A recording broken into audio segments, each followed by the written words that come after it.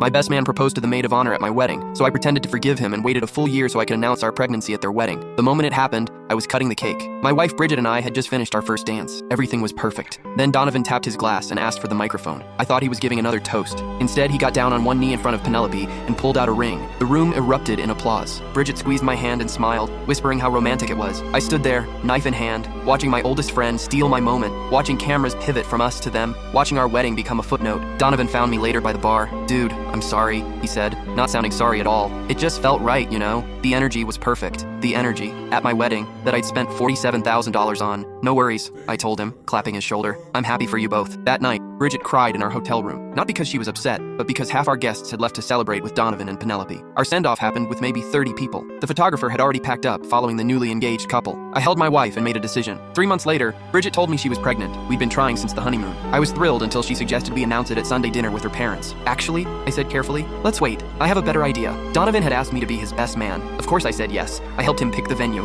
gave input on the menu, listened to him stress about seating charts. I was the perfect supportive friend. Meanwhile, Bridget's belly grew. By month 5, she was showing, but winter coats hid everything. We told no one. Not her parents, not my mom and dad, not our siblings, just us. The lies got complicated. We skipped Thanksgiving claiming food poisoning. Bridget wore baggy clothes to every event. When people asked about kids, we'd say we were waiting a bit. My sister suspected something and confronted me directly. "Are you guys okay?" "Bridget looks different." I blamed stress from work. Donovan's wedding arrived. June 14th. Bridget was 7 months pregnant. We'd planned everything perfectly. She wore a flowing dress, empire waist, that looked elegant, but not obviously maternity. Throughout the ceremony, people kept glancing at her, clearly wondering, but no one asked. That would be rude. The reception was beautiful. Donovan and Penelope looked radiant. During dinner, I caught Penelope staring at Bridget's stomach with narrowed eyes. She leaned over and whispered something to Donovan. He glanced our way, then shook his head. "Not possible," he seemed to say. "They would have told us." After their first dance, Donovan's dad took the microphone for toasts, then Penelope's sister, then my turn. I stood up, glass raised, and thanked everyone for coming. I talked about friendship and love and new beginnings, then I paused. "Speaking of new beginnings," I said, turning to Bridget, "should we tell them?" Bridget stood up, smoothing her dress over her very obvious belly. The room went silent. "We're having a baby," I announced. "Due in 8 weeks." The reaction was chaos. Bridget's mom burst into tears. My dad started shouting about why we'd kept it secret. People rushed over to congratulate us, completely forgetting about the bride and groom. Cameras pointed at Bridget's stomach.